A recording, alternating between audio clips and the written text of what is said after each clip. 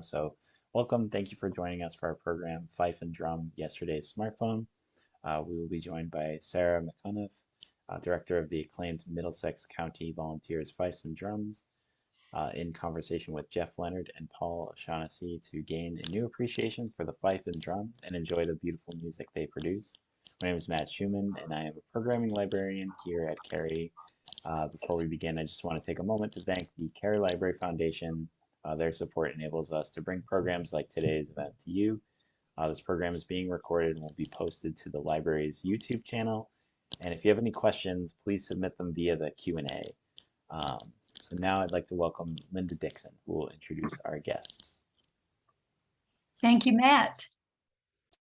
On behalf of the Town Celebrations Committee, good evening, and welcome to Fife and Drum, Yesterday's Smartphone. When we see a marching unit with fife and drums, we probably have no idea that to soldiers in the 16, 17, or 1800s, the fife and the drum were the soldiers' lifeline. Tonight's program will combine history, musical education, and musical entertainment to show how fifes and drums were used for both battlefield communications and for producing beautiful music. Our model is the Middlesex County Volunteers Fifes and Drums, an internationally recognized nonprofit performance ensemble celebrating their 40th anniversary this year. MCV are a feature of Lexington's annual Patriots Day Parade, and they have performed with the Boston Pops for decades. Our subject matter experts are Sarah and Jim McCuniff, leaders, players, and participants with the Middlesex County Volunteers for nearly 40 years. Jim is Director Emeritus, and Sarah is their current director. Sarah leads the Fife section, teaches, arranges, organizes international tours, and produces their recordings. Jeff Leonard, Lexington's Maestro, will contribute his expertise in music theory and practice. Jeff spent 30 years in the Lexington school system as director of bands and performing arts coordinator. He conducts orchestras throughout Metro Boston and teaches music at Berklee College of Music and Boston University. To explain the importance of the fife and drum on the Revolutionary War battlefield is Paul O'Shaughnessy, former commander of His Majesty's 10th Regiment of Foot. Paul has held leadership positions in many Lexington organizations and currently chairs the Historic Districts Commission and serves on the Lex 250 Commission. Now, my pleasure to introduce Jeff and Paul. Enjoy, Hello. Everyone. Take it Good away. evening. Good evening, all. Well, I believe I'm going to start off and provide some background as to where picking up on what Linda just talked about, something on the importance of fife and drum, as well as other instruments on the 18th century battlefield and embedded in 18th and earlier century armies. I'm going to share an image here.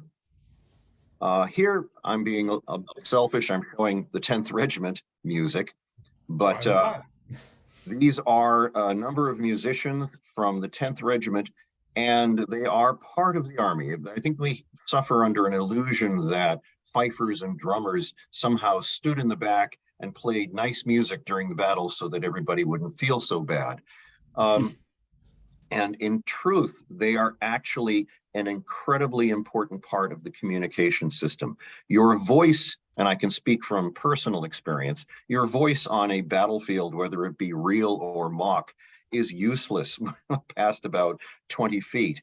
And so these fifes, drums, and I will include bugles, bagpipes, whistles, are all meant to reach far. And that's why they are outdoor instruments and in many regards. What we have here is an image of the 10th Regiment. These are British musicians, but similar attire and such was used across Europe. The facing color, you can notice they're not in the red color you expect for British soldiers, but each regiment had a facing color. And this, in the 10th Regiment, was yellow. So they are in that distinctive yellow, but you'll see later here also greens and others. And that was so they could be found by the officers in order to transmit commands. So extremely important. You saw in the first image just the musicians, but here we have an image of one of the musicians actually running and controlling a company firing a volley at the enemy. That drumming that he's doing in the background there is actually he's actually striking a series of drum beats that tell them when to load, when to aim, even which way to fire. And so they are actually, this is something that's rarely known, and we use it as frequently as we're able to in reenactments. We also have, of course, a number of sort of romantic images of fifers and drummers. This is the Spirit of 76 from the painting in Marblehead, Massachusetts. And this is sort of the image a lot of people have of fifers and drummers leading the army into battle. You can see the casualties on the ground around them and such. And of course, it really wasn't quite like this. You'd quickly lose all of your fifers and drummers if they led the army into battle. So they were, in fact, generally up and behind, as you saw in the previous image, and protected. But again, a very, very, very critical part in any sort of operation. Here we get an image. This is actually from the 19th century. It is a 19th century, late 19th century painting of an event which happened during the Peninsular War, one of the Napoleonic Wars. This is the 57th British Regiment. The musicians of them, again, a yellow-faced regiment, at the conclusion of one of the battles in the Peninsular War. And you can just see that these people have been through the ringer. They are by no means ornaments. You can see in the lower right, there's actually one of them has been shot, it would appear, and possibly one in the extreme left there. They've clearly been through the ringer. These people were not playing nice music in the background. So I just offer that, even though it's 19th century, it's perfectly equivalent to anything that was going on there. And then here is an image of the combined music from several regiments on Lexington Green. And returning now to Lexington Green, it's essential to understand, if you remember some of the accounts, that it is William Diamond's drum, not Captain Parker's voice, but William Diamond's drum that draws and brings in the Lexington militia as they realize that the British column is now approaching the center of the town. And we all know about the mayhem that ensues, the exchange of gunfire, the casualties and all. But the British soldiers the officers rather lose control of the British soldiers.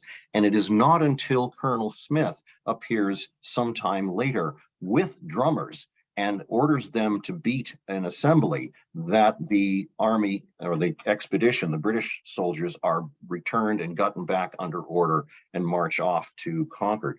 So these drums play an incredibly important role. They essentially bookend the event. And lastly, we have here an image of William Diamond's drum. Now, it's been decorated since then. Sometime it looks like in the 19th century, I would guess. But this is the authentic drum that is with the Lexington Historical Society to this day. So I'm going to unshare at this point, and just want to also point out that in addition, just in case that wasn't enough, and of course these musicians are actually paid at a higher rate for being musicians than a common soldier.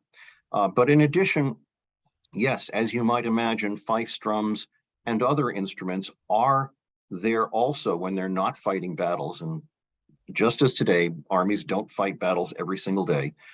They are there to provide entertainment to the troops and musical entertainment to citizens. There were concerts, just as we have today. And I think this would be a good time. Perhaps, Sarah, do you have a tune that we might hear? I do. Actually, I have a number of different instruments here. Um, so the fife that we play in MCV now is very different from the fife that would have been played back then, and I think we'll explore this a little bit later. So this is a 6-hole fife that would have been similar to what they would have been playing at the time Paul is talking about. And the fifers at that time, actually, some of them were able to write down the music. And so this is a tune that might have been heard in camp to entertain the troops. It's called the Greenwood manuscript, and it's called Royal Bird. Now I'm going to turn down my input volume by a little bit because fifes are definitely an outdoor instrument, which is why you could hear them over the sounds of battle. I'm going to turn down my input volume and keep it in the lower register, meaning the lower pitch. If I was to play it in the upper register, everything would just kind of go wild. So here's a popular tune. It's called Royal Bird. Yeah. This is a drummer blocking his ears, right? A drummer blocking his ears, right. That's rich. Sitting right here. Okay, yeah.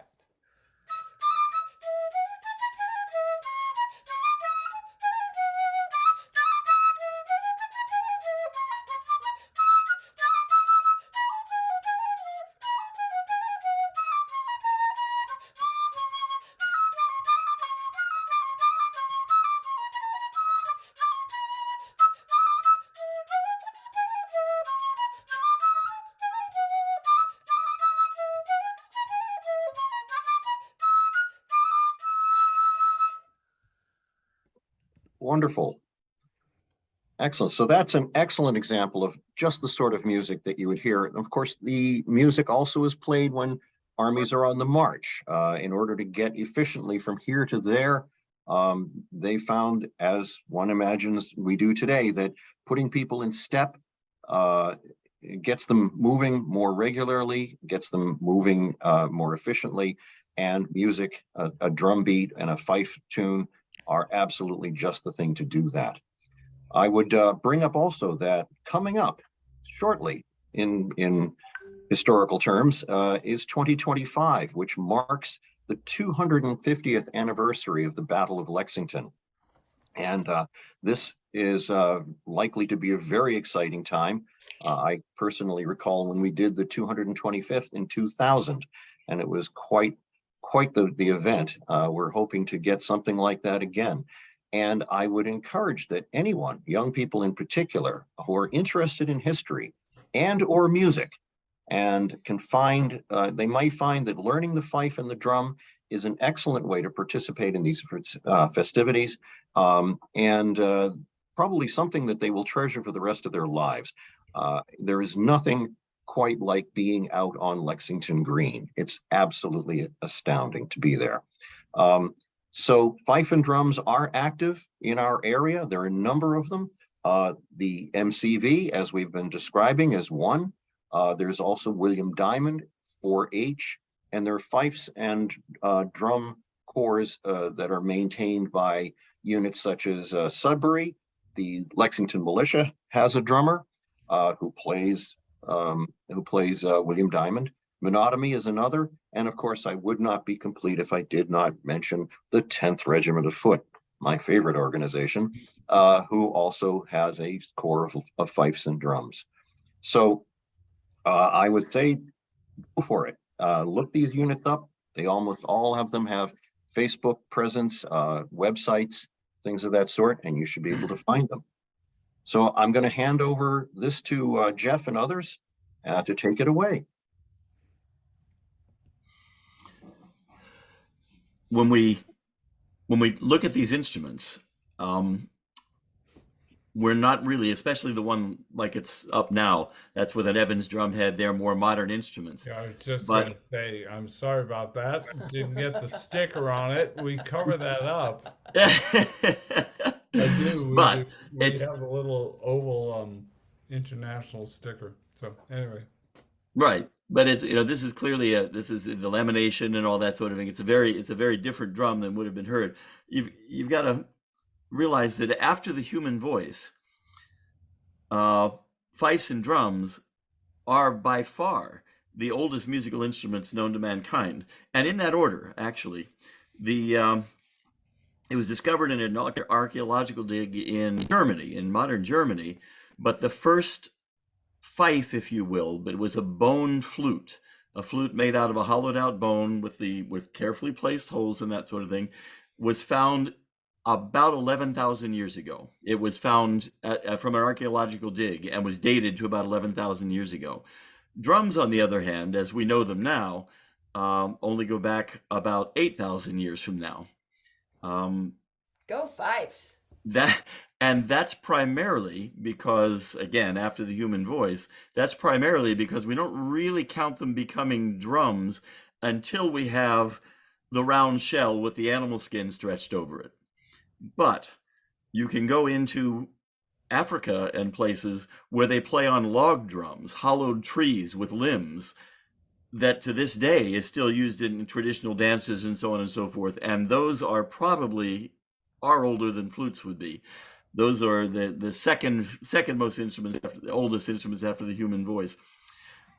The thing is, they were entertainment. They were for the family. They were for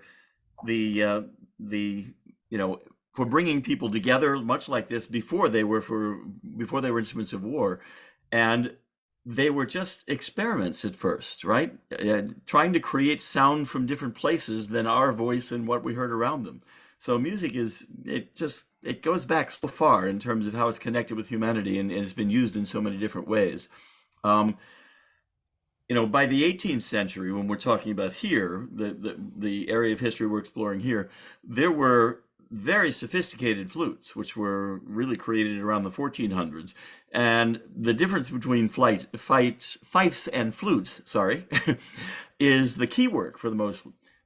The fifes they were using were just wooden with holes drilled in it, and they were just holes that have to be covered.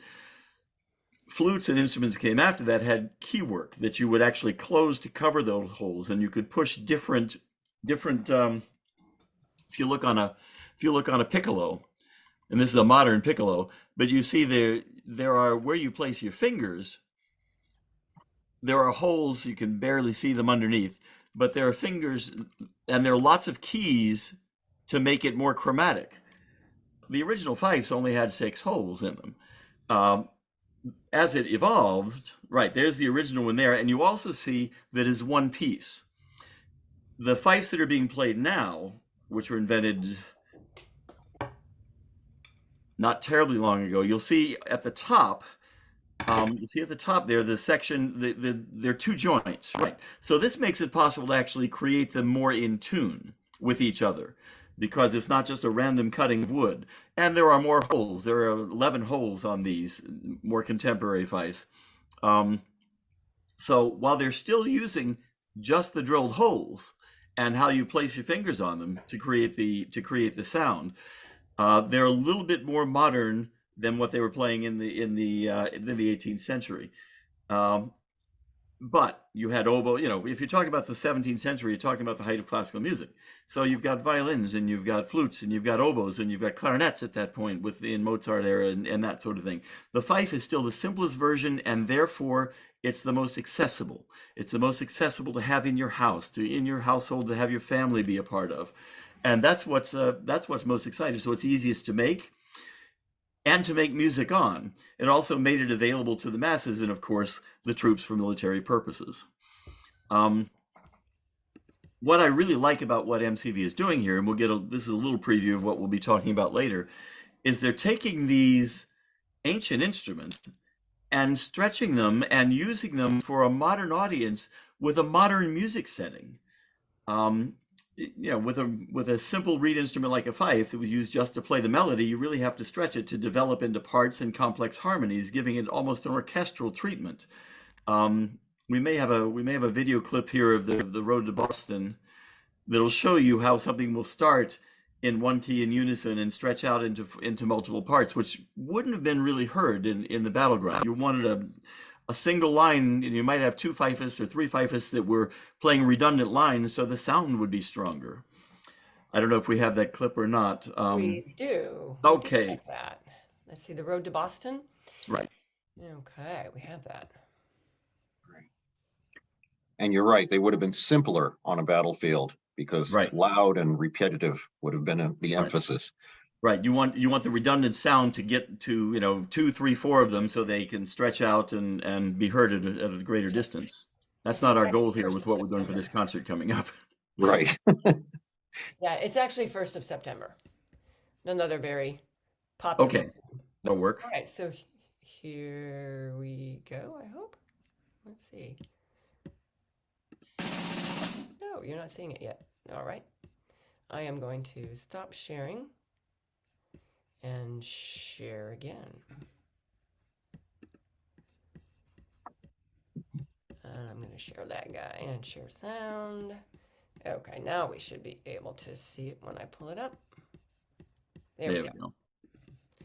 So what you'll hear is one drum and two fifes playing a very strong melody, and then you're going to hear it harmonized. This is one of our quarantine videos.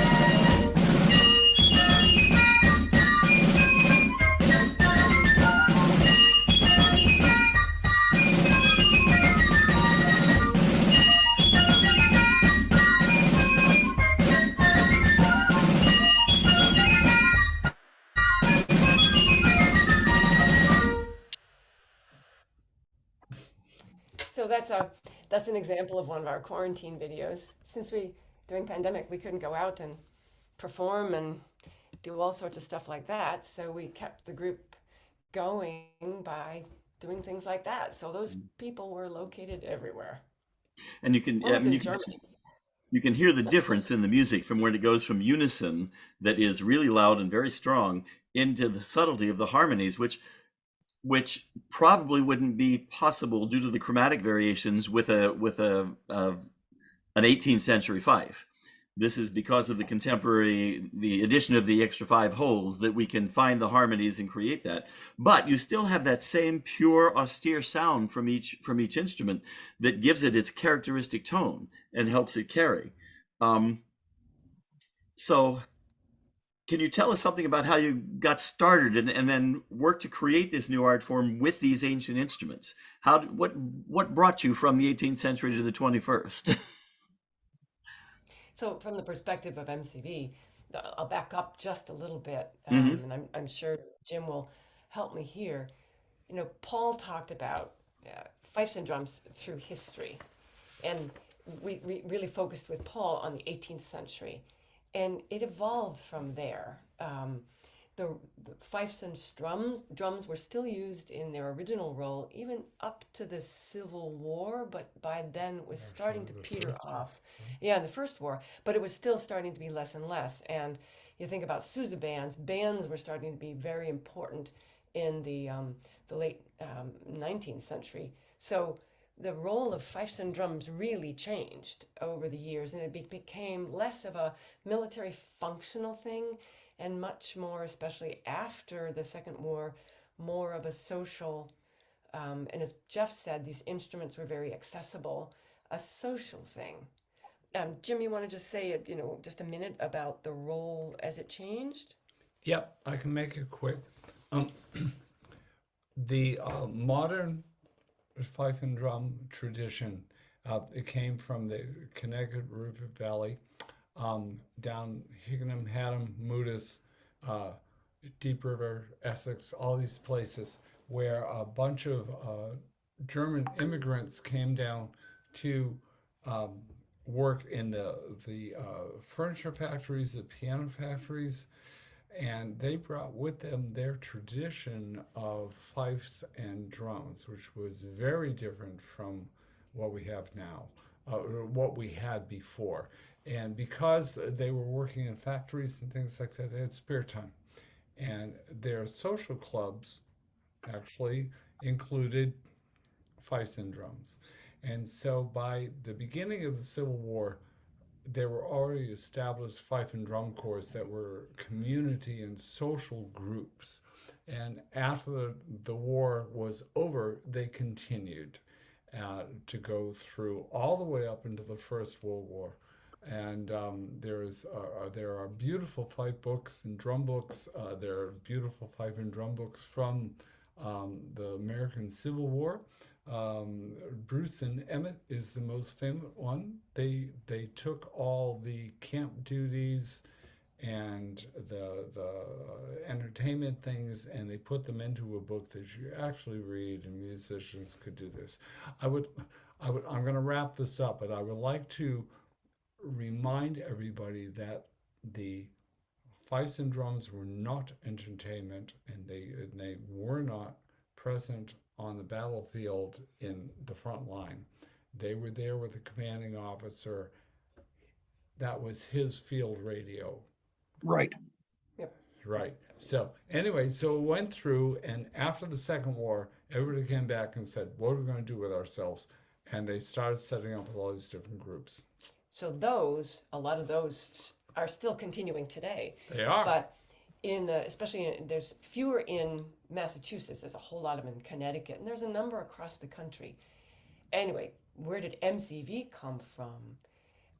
There was a real resurgence in these groups around the Bicentennial, as you might imagine. And there were some local fifers and drummers who were in different groups around the area that saw the first Michigan Fife and Drum group come marching across the Old North Bridge on the Bicentennial, and said, those guys are just playing so well.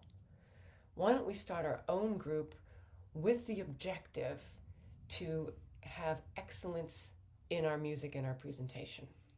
A lot of the groups are, they have different objectives. They're having a lot of fun. This particular group of our founders decided they really wanted to excel in music. And that has persisted over the 40 years of MCV's identity. Over those years, we really evolved in how we look, how we march, how we play. The better we played, the more musicians we attracted. And so we formed this really strong identity where we aspire to excellence in music and presentation. So that's really how we started. We choose music based on its strength of melody, and then we let our fabulous arrangers have at it to add drum parts and the harmonies, for example, what you just heard. And so we don't limit ourselves to the keys we play in. If you think of piano keys, you've got the white ones and black ones. We play with all of those. And so we choose music and arrangements that are going to challenge us as well as entertain the audiences. And that was a very long-winded answer to your question. Well, actually, you covered a lot of the other questions that were in there too, so it just works out. It works out just fine, because I was going to ask about what does it mean to aspire, but you aspire to excellence in performance and presentation, and you've got the detail already. So, from a musical perspective now, as you're pushing the envelope on what these instruments do and what the humans who play them have to do, what has been your most challenging experience in terms of a performance opportunity? So we've had lots of challenges over the years. We've had lots of mentors who said, wouldn't it be nice if MCV should, Sarah should raise her volume back. Thank you very Whoop. I You didn't mean muted to yourself. mute. Let me get my audio settings back up here. I'm not finding them. Oh, There it is. So we were just talking at the screen and nobody Yeah. heard anything. No, No. no, You were Um, audible. So we've been fortunate to be noticed by a number of organizations that wanted to add source music in the forms of fifes and drums to their very well-established organizations. For example, the Boston Pops Orchestra, we've had a relationship with them since the early 80s, early 90s. Yep. And then the Boston Camerata since the sort of mid to late 90s. Probably the most challenging musical experience that we've had was to perform with the Boston Pops, the soundtrack to The Patriot, the movie The Patriot, the one with Mel Gibson. And so John Williams did that score, which is one of his most beautiful ones. And we got to debut that piece. First, we got to play it at Tanglewood with John Williams, which was quite an honor. Then we got to debut it on the 4th of July at the Hatch Show. But see, the orchestra has the music up. They can read the music. We can read music, but it doesn't make sense to have us up on the Hatch Shell playing with, music stands in front of our uniforms. So I don't know if you want me to play a little bit about Yeah, play a that. bit of that clip, and then I've got another question Okay. to follow up with you. I don't want that. Let me escape out of that. And let's see Earl in his here. shorts. Earl in Australia. his shorts. Let's see. Edinburgh. No, we don't want this. This is it right here. All right. So we're up on the Hatch Shell with the Boston Pops in the 4th of July, and thousands of people in front of us. And if I can add something to it just before you start the clip, John Williams, while we all recognize his music, not everybody recognizes how difficult his music is until you have to sit down and play it. He writes really challenging music for the best musicians in the world. So and now we're playing them on not modern instruments. So you've got to. And we're not in the same key as the Right. orchestra. So they got to play it in C. We had to play it in E, which is a little challenging on a fife. And so this was the most challenging.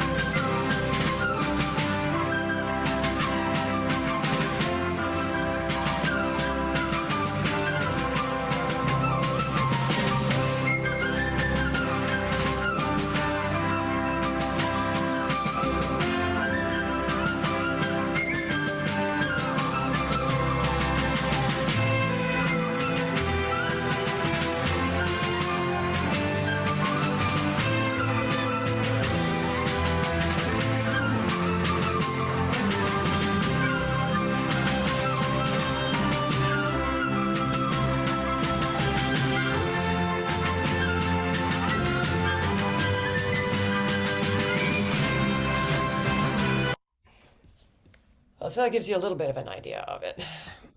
It gives you a great idea of it. It's really remarkable. And you're seeing all the violins with individual mics and all that sort of thing. You've got the fifes right out to the front, letting it rip.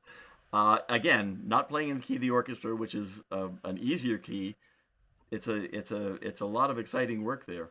And we had to really relax because fifes are pitched much higher than the orchestra is. The orchestra is pitched at A441 for the musicians amongst us that know what that means. Fifes are pitched higher, so we just had to relax. And you remember that slide that we had to pull way out to be able to play with those guys, and had to just kind of relax. And otherwise we would have been way too sharp. And that makes it tough too. If you have to pull out too much, it changes the ratio between the notes, which then changes the intonation on the instrument. It's a tough thing to do. So that is a challenging experience, and it's what a treat to do. But you've had some really exciting experiences as well that relate to your whole identity as a corps. The whole idea of a tattoo and that sort of thing. So can you maybe share one of those with us? That's a Sure. worldwide event. Yeah. I'll just say probably the most exciting thing. I mean, all of these things are exciting and challenging. We were blessed to be recognized by the Royal Edinburgh Military Tattoo. So that's a big show that happens every year in Edinburgh. It's 90 minutes long. The cast is about 1,500 people.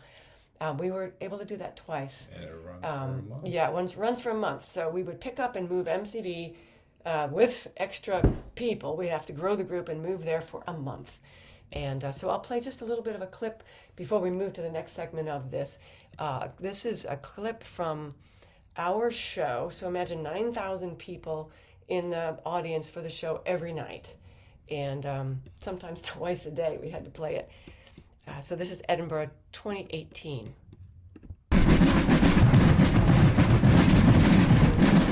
Background music, yes.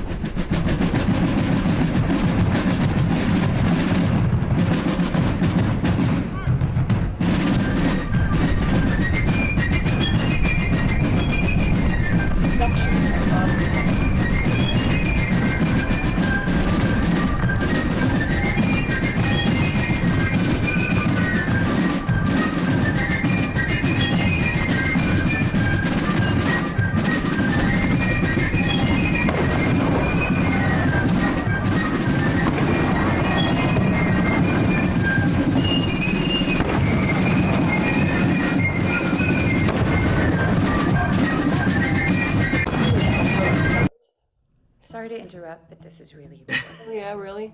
I know you've Really seen the important. headlines. Around the world, 100 million people have been those uprooted ads. from their homes.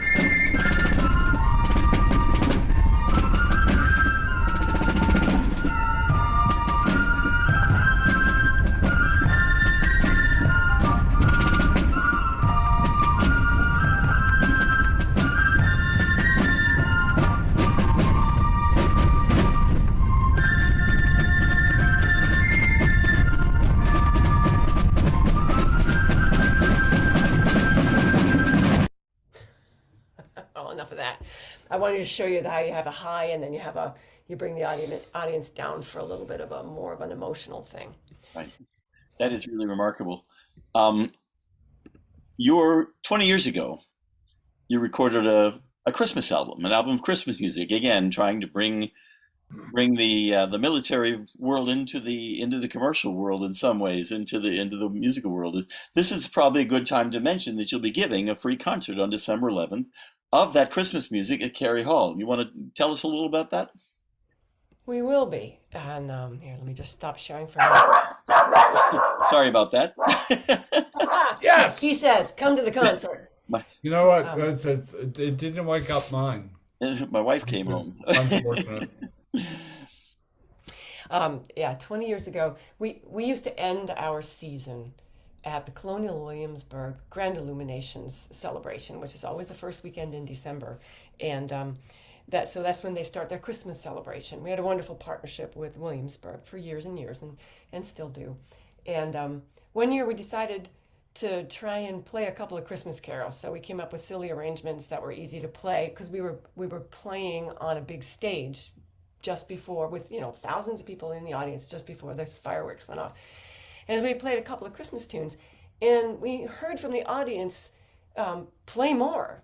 I mentioned we had a mentor, John Moon from Williamsburg, who said, wouldn't it be nice if, he said, you ought to do more Christmas. And so we spoke to our arrangers, and our arranger, especially John Chalia, for those who might know him, said, I've been waiting for you guys to do a Christmas record. So in 2002, all in 1 year, we recorded an entire full-length CD of Christmas music. Now you might say, that's kind of weird, Sarah, why Fifes and Drums and Christmas? But it really does work.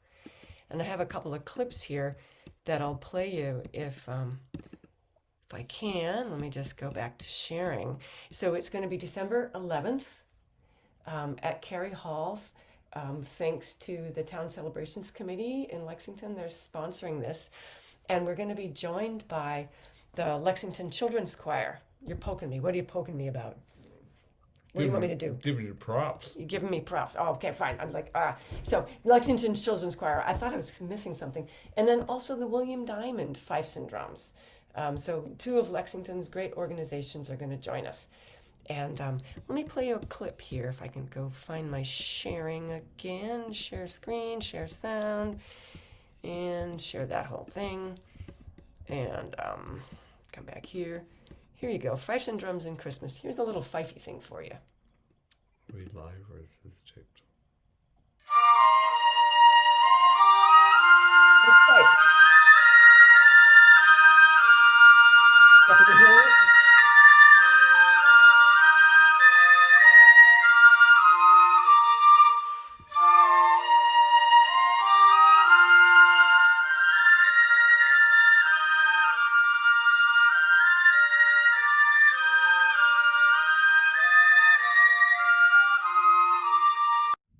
So that gives you just a little idea of what it sounds like. Right. It's a free concert starting at 2 at Cary Hall on December 11th. It's and that clip doesn't do the whole show justice because you will be in full presentational mode and people will get to see that excellence in presentation and music that you talk about. It's interesting if we talk about the history. Boston, of course, has a fraught history with the idea of Christmas from being founded by the Puritans, and we look at the Christmas was actually banned in Boston from 1659 to about 1681. They lifted the ban after that, but it was never widely celebrated outside of the church. It was celebrated in the church, but it was not a secular celebration at all. That all changed in about 1867 when Charles Dickens came over and stayed at the Parker House, actually, now the Omni Parker House down in Boston, was on a 5-month reading tour of his books. And one of the most popular ones that he would read to public audiences, and he played to packed houses every night in some of the theaters down in Boston, was A Christmas Carol. And that is what sort of sparked the reinterest in the secular celebration of Christmas around Boston. We know that the music was sung in church. Christmas carols were used then because a lot of them go back into the early 1700s, and those were standard carols that were sung. But don't you suppose that some of the young fifers would come home from church and try and play those tunes that they'd heard, and you'd hear them around the house when they were celebrating? Family members would sing along, they'd celebrate, and then maybe hope that it didn't disturb the neighbors too much. Would that be frowned upon at that point? What do you think? I suspect it. Well, yes, if it had been heard much. I think our ancestors here in New England found the open celebration of Christian to be a bit too papist and a bit too pagan for their tastes, and no doubt there are bits of that there. So I think, yes, they were trying to keep it very strictly to a religious observance.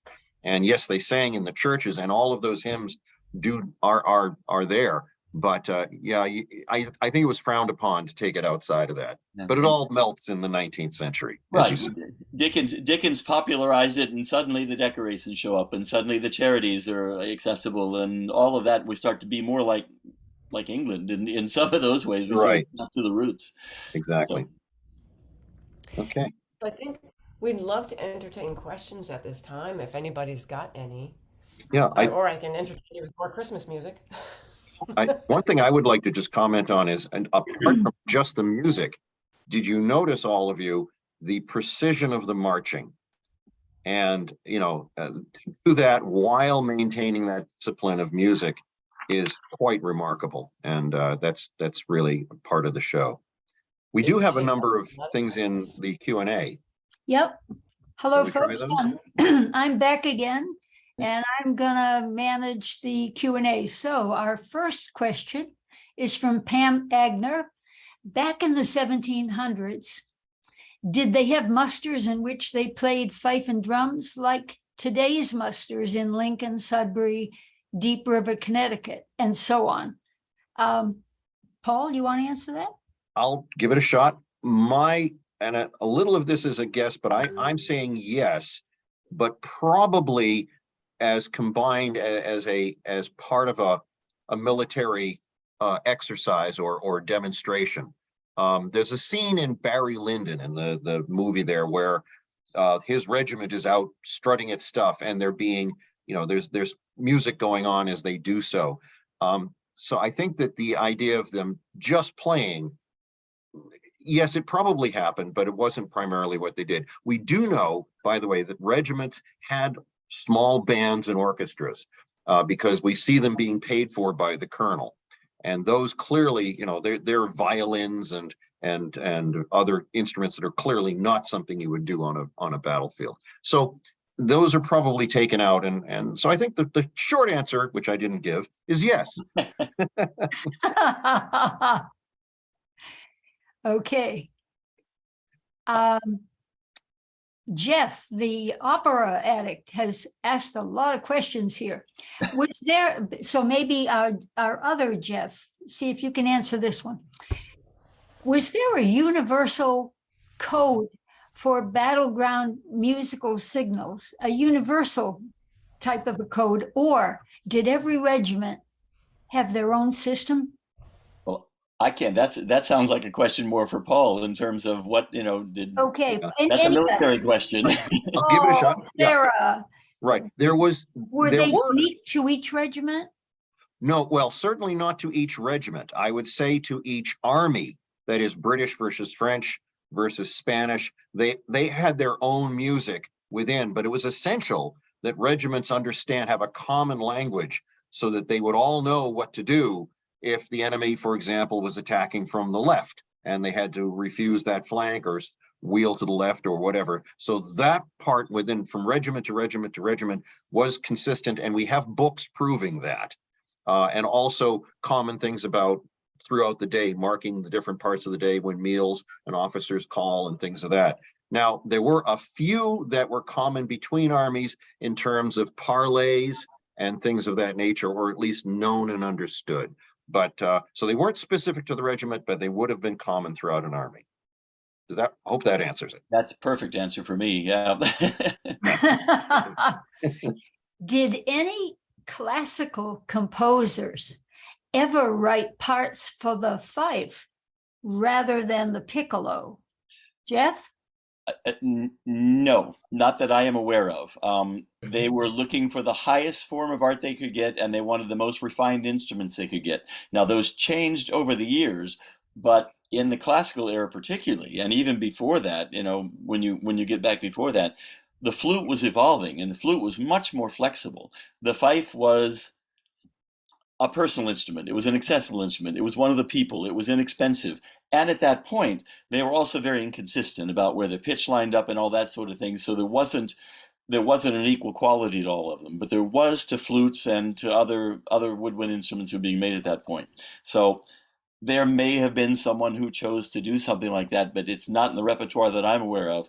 The flute and the piccolo, which were much more refined, not in terms of their pedigree, but in terms of their production, were the instruments that would be used. They always wanted to, we still to this day seek the highest quality instruments to play. It's one of the unique things about the Handel and Haydn Society, the Boston Baroque. They play on period of instruments from that period, and the sound is different. It doesn't project the same way. It doesn't have the richness. It doesn't have the overtones because the instruments aren't as high quality in terms of their musical output. Which might be the answer to the next question. In the 18th century, recorders were able to play chromatic music. Why weren't fifes chromatic? They were constructed differently. They have the fifes in that year there were only 6 holes in them, and that was the standard common instrument because they had one job. They were military instruments. They were field instruments. Right. You They don't were spend a lot of money on a field instrument. They were Right. And simple, and very I'm simple. sorry to interrupt. They were signals, and we seem to be getting away from the fifes and drums as being an entertainment group, which they were not. They were field signals and Exactly. camp signals, and They've that was evolved that. since That's then. what they did since back in the 15th century. Yeah. Right, higher end fifes are now entertainment, have Absolutely. entertainment value, right, As you'll see on December 11th. right. So you're getting all of that chromatic stuff on a nicer instrument. Right. Recorders were always quality instruments built by somebody who really knew how to do it. Yeah. Right. And expensive, right? Fifes had to be, created from and Bamboo. yeah, and different fifes by different makers wouldn't be able to be played together. They'd be very pitched very differently. If at one time I was, we were part of a group of fifers and drummers brought together from all across the country, and we were going to play in the Macy's parade. And a few of us from like MCD, 80? there were 100 fifers, and a few of us from MCD went down to do it. And I thought, I'm just going to go be a soldier and play my fife and have fun. And I got there, we met there the day before, and the person in charge said, Sarah, you're in charge of tuning all the fifes. Like, I was just wanted to have fun, and all those fifes were pitched so differently. It was a challenge. So recorders. And that's in a modern day. So that's in the modern day. But you made a good point about some of the fifes that we play. We choose to play the fifes that are the most in tune with themselves, meaning they hold the right scale across their full range and project well, but they're not cheap, and they're made by people who really know how to do it. So it's a different objective that we have. right. Okay, and I would just add that I came into this, I now have a pile of fifes that belong to the 10th Regiment, and I came into this thinking, oh, a fife is a fife is a fife is a fife. No. It doesn't work that way. No. More questions. A question for Paul. Sure. Did the other regimental music, like violins, oboes, did they ever go into the field, or were they mostly found when the army was in garrison in city and town? I would have to say that they were not on the battlefield. It would be hard to believe a violin or an oboe would have a good experience out on a battlefield. They don't project the same way. Right. They don't project the same way, so it would be kind of pointless. And they were clearly, so a small distinction, and I promise not to dive too deep here, but there were fifers and drummers and buglers that were specifically on the rolls of the regiment as soldiers. Okay. Then we also see people who play music with violins, oboes, what have you, and they're being paid, but it's directly from the colonel as a favor to his regiment to make people happy or whatever.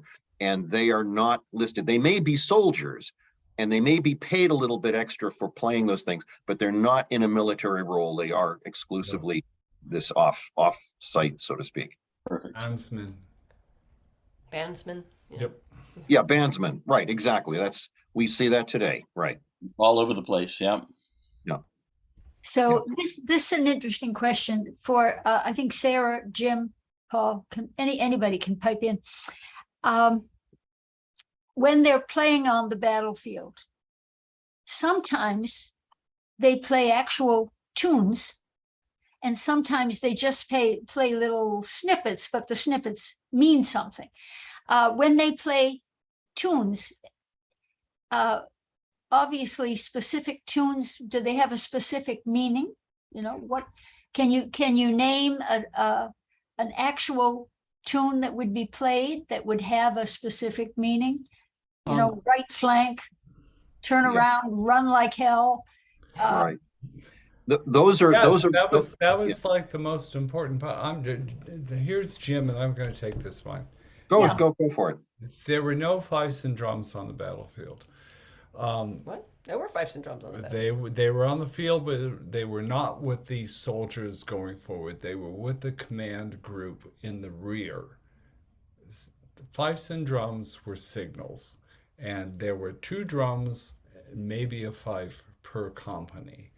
And what they did was make sure that all the soldiers got to the right place at the right time, and then told them when to get going. And then they shut up, and the next thing they did was to tell them to knock it off and return. So they didn't play energizing music through the battle. So the soldiers had a job to do. The drummers got them there, and the commander said, let them go, and the drummers played go. And then after things went well or got out of hand, the drummers played stop. And that's the way that it went. But there are tunes that were played in camp to regulate, like the different armies had different reveilles. This is something I really want to talk about tonight, is that the drummers and fifers were responsible for running the camp, and they had all these particular tunes that were played throughout the day to, first of all, to get the drummers awake and so they could play the beginning of the day. As one of my favorite musicians in my band says, it gives you 45 minutes to shave and get dressed before you have to show up for assembly, and then you hear assembly, and then you have fallout, and then you start playing for go for wood, or it's go for water, or it's time for lunch, it's time for breakfast, it's time to get up and do our thing. I'm waving my pen. But the drummers and fifers were the timekeepers of the camp. And that was their main function, because they were the clock of the army. Yeah, battles are infrequent. Infrequent, right. And they would get the soldiers there in time, as you know, Paul. You got to march. How much distance do we have to cover? You make a particular pace, and the poor guys who are holding the musket got to go. And they move better in step, right? Yeah, things slow down when you just start walking. So yeah, absolutely. But to the question about whether, are there tunes? I think the tunes are mostly for marching, as you described, and the short spurts are these time for lunch, time for this, time for that, and also specifically on a battlefield in those infrequent moments, those are the ones that say, refuse this flank, move over here, attack. We have, for example, books of light infantry bugle calls that literally say you should advance, you should retreat, you should break into platoons, you should refuse or attack to the right. The enemy is to the left, the enemy is to the right, the enemy is behind you. Things like that. So it's the small snippets that I think are the signals. I would like to go back and answer the question that ma'am asked. that yes, there are particular tunes that belong to each regiment. And for the 10th Regiment, which is Paul's, Yeah. they have a tune called the Lincolnshire Poacher, Right. because the regiment was based in Lincolnshire, England, and there's a folk tune. I believe it's a jig, and that was their special march. And there is various marches throughout all the regiments in England, in particular, Yeah. that belong to each regiment, and that's their song. Huh? When I was bound apprentice in famous Lincolnshire, for full well I served my master for nigh on 7 years, till he took up to poaching, as you shall quickly hear, for it is my delight on a shiny night in the season of the year. There you go. Thank you. Musical interlude. We are drawing near the end, folks. Okay. But we've had several questions about the concert, and I want to make sure we answer them. How do I register? Where do I get tickets? The good news, folks, the concert is free. There is no registration. There are no tickets necessary. You just show up. And by the way, it's not Carey Hall. It's the Carey Memorial Building. Right. That is the correct name of Carey Hall. So you just show up there at 2:00 on Sunday, December 11, for this wonderful concert. Now that you know so much about the history of the fife and the drum, come and see what sophisticated music they can create. And I think that about finishes things up. I'm just going to ask Mary Hutton, who has been very silent this whole time. Mary is our producer, director, choreographer. She actually was the director of this video from the Town Celebrations Committee. If she would like to just sign off and say goodnight to everybody. Mary, you're on mute. I'd like to turn the program over to Mary for a final goodnight. Thank you all so much for joining us. It's been a great deal of fun having you all. Hope you've enjoyed it. See you at the concert. I'm turning you over to Mary Hutton now. I don't know what else I can say after all of that, Linda. I think you've said it all. Thank everyone for coming. Thank you, panelists. I think it was a very enjoyable program. And we'll see you all at the concert. Thank Great. you, Mary. Thank you. Good night, Mary. Good night, everyone. Thank you so much. Bye, Thank you, Paul. everyone.